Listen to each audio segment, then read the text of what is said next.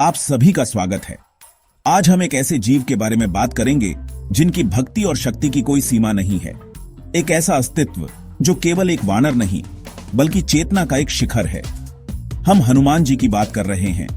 हम सबने उनके बारे में सुना है, उनकी कथाएं पढ़ी ही हैं और उनके पराक्रम को पूजा है। पर क्या हम वास्तव में उन्हें जानते हैं? क्या हम उनके अस्तित्व की गहराई को समझ पाए हैं? हनुमान केवल एक नाम या एक मूर्ति नहीं, वे एक संभावना है, एक मार्ग है। आज की इस यात्रा में हम हनुमान के उन रूपों को जानने का प्रयास करेंगे जो सामान्य कथाओं से परे हैं, जो अधिक गहरे और रहस्यमयी हैं। हम उनके 5 ऐसे रूपों की खोज करेंगे जिनके बारे में बहुत कम चर्चा होती है। ये रूप केवल उनकी शक्तियों का प्रदर्शन नहीं, बल्कि जीवन और अस्तित्व के विभिन्न आयामों को दर्शाते हैं। यह केवल जानकारी का संग्रह नहीं होगा, बल्कि एक आंतरिक अनुभव की ओर एक कदम होगा। तो चलिए, अपने भीतर झांकने की इस प्रक्रिया में हम हनुमान के इन अद्भुत और रहस्यमयी रूपों के रहस्य को खोलने का प्रयास करें। यह समझना महत्वपूर्ण है कि ये रूप केवल पौराणिक कथाओं के पात्र नहीं हैं। वे हर मनुष्य के भीतर मौजूद संभावनाओं का प्रतीक हैं। जिस तरह हनुमान ने अपनी चेतना को विकसित कर अनेक रूप धारण किए, उसी तरह हर इंसान अपने भीतर की सीमाओं को लांघ सकता है। यह यात्रा आपको न केवल हनुमान के बारे में बताएगी, बल्कि शायद आपके अपने भीतर की शक्तियों से भी आपका परिचय कराएगी। तो पूरी सजगता के साथ इस यात्रा में मेरे साथ शामिल हों। सबसे पहले हम बात करते हैं पंचमुखी हनुमान की। यह रूप केवल एक शारीरिक बदलाव नहीं है, यह चेतना के विस्तार का एक अद्भुत प्रतीक है। जब अहिरावण ने राम और लक्ष्मण को पाताल लोक में बंदी बना लिया, तो उसे हराने के लिए एक असाधारण शक्ति की आवश्यकता थी। अहिरावण ने अपनी रक्षा के लिए 5 दिशाओं में 5 दीपक जला रखे थे और वरदान था कि जब तक ये 5 दीपक एक साथ नहीं बुझेंगे, उसकी मृत्यु नहीं हो सकती। इस चुनौती का सामना करने के लिए हनुमान ने अपने अस्तित्व को 5 आयामों में फैला दिया। ये 5 मुख केवल अलग अलग दिशाओं में देखने के लिए नहीं थे। हर मुख एक विशेष गुण और ऊर्जा का प्रतिनिधित्व करता है। पूर्व में वानर मुख, जो शत्रुओं पर विजय का प्रतीक है। पश्चिम में गरुड़ मुख, जो सभी बाधाओं और विषैले प्रभावों को दूर करता है। उत्तर में वराह मुख, जो समृद्धि और ऐश्वर्य का दाता है। दक्षिण में नरसिंह मुख, जो भय और संशय को मिटाता है। और ऊर्ध्व मुख यानी आकाश की ओर देखता हुआ अश्वमुख, जो ज्ञान और विवेक का प्रतीक है। यह केवल एक युद्ध की कहानी नहीं, यह जीवन की एलरेढाई का एक गहरा दर्शन है। जीवन में भी हमारे सामने एक साथ कई चुनौतियां आती हैं। एक तरफ हमें अपने बाहरी शत्रुओं से लड़ना होता है, तो दूसरी तरफ अपने भीतर के भय और अज्ञान से। पंचमुखी हनुमान हमें सिखाते हैं कि अपनी चेतना को इतना विस्तृत करो कि तुम एक ही समय में जीवन के हर आयाम को संभाल सको। अपनी ऊर्जा को इस तरह रूपांतरित करो कि तुम एक ही क्षण में साहसी, ज्ञानी, समृद्ध और निर्भय हो सको। यह रूप हमें बताता है कि मनुष्य की क्षमताएं अनंत हैं, बस उसे अपने भीतर के इन 5 आयामों को जागृत करने की आवश्यकता है। अब हम हनुमान के उस रूप को देखते हैं जिससे हम सबसे अधिक परिचित हैं, वीर हनुमान। लेकिन क्या हम उनके वीरत्व के वास्तविक अर्थ को समझते हैं? वीरता केवल शारीरिक बल का प्रदर्शन नहीं है। वीरता का अर्थ है भय की उपस्थिति में भी जो सही है उसके लिए खड़े रहना। जब पूरी वानर सेना समुद्र के किनारे खड़े थी और कोई भी उसे लांघने का साहस नहीं कर पा रहा था, तब हनुमान चुपचाप एक कोने में बैठे थे। वे अपनी शक्तियों को भूल चुके थे। जामवंत ने उन्हें उनकी क्षमता का स्मरण कराया और तब वे वीर हनुमान बने। उनकी वीरता केवल समुद्र लांघने या पर्वत उठाने तक सीमित नहीं थी।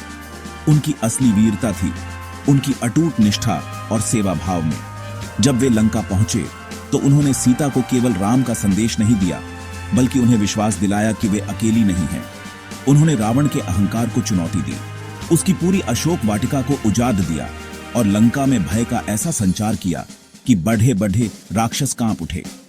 यह सब उन्होंने किसी व्यक्तिगत लाभ के लिए नहीं किया। उनका हर कार्य, हर सांस केवल उनके आराध्य राम के लिए समर्पित थी। वीर हनुमान का रूप हमें सिखाता है कि सच्चा साहस भीतर से आता है। जब आप किसी ऐसी चीज के लिए खुद को समर्पित कर देते हैं जो आपसे बड़ी है, तो भय अपने आप छोटा हो जाता है। आपकी व्यक्तिगत सीमाएं टूट जाती हैं और आप असीम हो जाते हैं। वीरता का अर्थ आक्रामक होना नहीं, बल्कि अटूट और अडिग होना है। जब आपका उद्देश्य महान हो तो आपके कर्म अपने आप महान हो जाते हैं। वीर हनुमान उस संभावना का प्रतीक है कि जब एक जीव पूरी तरह से समर्पित हो जाता है तो वह क्या कुछ नहीं कर सकता। हनुमान का एक और महत्वपूर्ण रूप है संकट मोचन। हम अक्सर इस शब्द का प्रयोग करते हैं, पर इसका गहरा अर्थ क्या है? संकट केवल बाहरी परेशानियां नहीं है। सबसे बड़ा संकट तो मनुष्य के अपने मन की उलझने हैं, उसका भय, उसकी चिंता, उसका दुख। संकट मोचन हनुमान वह ऊर्जा है जो इन आंतरिक और बाहरी संकटों से मुक्ति दिलाती है। जब जीवन में परिस्थितियां ऐसी हो जाएं कि कोई रास्ता न दिखे, जब मन पूरी तरह से निराशा में डूब जाए, तब संकट मोचन का स्मरण एक नई ऊर्जा का संचार करता है। उनकी संकट हरने की क्षमता केवल चमत्कारों में नहीं, बल्कि उनके स्वभाव में निहित है। वे करुणा और सेवा की प्रतिमूर्ति हैं। उन्होंने कभी किसी को निराश नहीं किया, चाहे वह लक्ष्मण के लिए संजीवनी बूटी लाना हो, या भरत के मन की पीड़ा को शांत करना हो, या फिर विभीषण को रावण के भय से मुक्त करना हो। वे हमेशा एक रक्षक के रूप में खड़े रहे। वे यह नहीं देखते कि संकट कितना बड़ा है या सामने वाला कौन है। उनका स्वभाव ही संकट का निवारण करना है। संकट मोचन का रूप हमें यह याद दिलाता है कि हर समस्या का समाधान मौजूद है, बस हमें सही दिशा में देखने की जरूरत है। जब आप अपनी छोटी मैं से ऊपर उठकर देखते हैं तो आपको एक बड़ी शक्ति का अनुभव होता है जो आपका मार्गदर्शन करने के लिए हमेशा तैयार है। हनुमान की भक्ति हमें सिखाती है कि जब हम पूरी तरह से समर्पित हो जाते हैं तो ब्रह्मांड की ऊर्जा स्वयं हमारे संकटों को हरने के लिए आगे आती है। संकट मोचन कोई बाहरी शक्ति नहीं, बल्कि आपके भीतर की वह असीम संभावना है जो हर मुश्किल को पार कर सकती है। अब हम हनुमान के सबसे मनमोहक और गहरे रूपों में से एक की ओर चलते हैं, बाल हनुमान। उनका बाल्यकाल केवल शरारतों और कहानियों का संग्रह नहीं है, यह ऊर्जा के निर्दोष और असीम रूप का एक अद्भुत उदाहरण है। एक बालक के रूप में उनमें इतनी शक्ति थी कि वे सूर्य को एक मीठा फल समझकर निगलने के लिए दौड़े थे। यह कोई साधारण घटना नहीं है। यह दिखाता है कि जब ऊर्जा शुद्ध और निर्दोष होती है तो उसके लिए कुछ भी असंभव नहीं होता। वह सीमाओं को नहीं जानती, वह केवल अपनी प्रकृति के अनुसार व्यक्त होती है। उनकी बाल लीलाएं हमें जीवन का एक महत्वपूर्ण सत्य सिखाती हैं। हम सभी उस असीम ऊर्जा के साथ पैदा होते हैं, लेकिन जैसे जैसे हम बीड़े होते हैं, समाज, शिक्षा और हमारे अपने विचार उस ऊर्जा पर सीमाएं लगा देते हैं। हम हर चीज को लाभ हानि, सही गलत के तराजू में तौलने लगते हैं और अपनी सहजता खो देते हैं। बाल हनुमान उस स्थिति का प्रतीक हैं जहां कोई गणना नहीं है, कोई भय नहीं है, केवल जीवन का उत्सव है। उनकी शरारतें विनाशकारी नहीं, बल्कि ब्रह्मांडीय शक्तियों के साथ एक खेल थीं। बाल हनुमान का रूप हमें अपने भीतर के उस बच्चे को फिर से खोजने के लिए प्रेरित करता है। उस बच्चे को जो हर चीज को आश्चर्य से देखता है, जो बिना किसी शर्त के प्रेम करता है और जिसकी ऊर्जा में कोई मिलावट नहीं है। जब आप जीवन को एक खेल की तरह जीना सीख जाते हैं तो बड़ी से बड़ी चुनौती भी एक अवसर बन जाती है। बाल हनुमान की मासूमियत और शक्ति का यह संगम हमें याद दिलाता है कि सबसे गहरी शक्ति सबसे सरल और निर्दोष हृदय में ही निवास करती है। अंत में हम हनुमान के उस रूप पर आते हैं जो उनकी आध्यात्मिक शक्ति के शिखर को दर्शाता है, अष्ट सिद्धिदाता हनुमान। सीता माता ने उन्हें वरदान दिया था कि वे 8 सिद्धियों और 9 निधियों के दाता होंगे। ये सिद्धियां कोई जादुई शक्तियां नहीं हैं, बल्कि योग और चेतना के विकास की उच्चतम अवस्थाएं हैं। अणिमा, महिमा, गरिमा, लघिमा, प्राप्ति, प्राकाम्य, ईशित्व और वशित्व, ये 8 सिद्धियां अस्तित्व के नियमों पर महारत हासिल करने का प्रतीक हैं। ये सिद्धियां क्या हैं? अणिमा से वे अपने शरीर को अणु जितना छोटा कर सकते थे, तो महिमा से पर्वत जितना विशाल। लघिमा से वे हवा से भी हल्के हो सकते थे, तो गरिमा से अत्यंत भारी। प्राप्ति से वे कुछ भी प्राप्त कर सकते थे, तो प्राकाम्य से अपनी हर इच्छा पूरी कर सकते थे। ईशित्व से वे सब पर प्रभुत्व स्थापित कर सकते थे, और वशित्व से वे किसी को भी अपने वश में कर सकते थे। हनुमान ने इन सभी सिद्धियों पर महारत हासिल की, लेकिन कभी उनका दुरुपयोग नहीं किया। उनकी हर सिद्धि केवल सेवा और धर्म की स्थापना के लिए समर्पित थी। यह रूप हमें सिखाता है कि सच्ची शक्ति प्राप्त करना एक बात है और उसका सही उपयोग करना बिल्कुल दूसरी।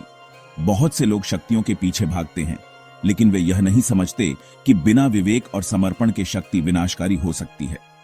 हनुमान अष्ट सिद्धि के स्वामी होकर भी एक सेवक बने रहे। यह उनकी महानता का सबसे बड़ा प्रमाण है। वे हमें यह मार्ग दिखाते हैं कि जब आप अपनी क्षमताओं के शिखर पर पहुंच जाएं, तब भी विनम्र और समर्पित रहना ही सच्ची दिव्यता है।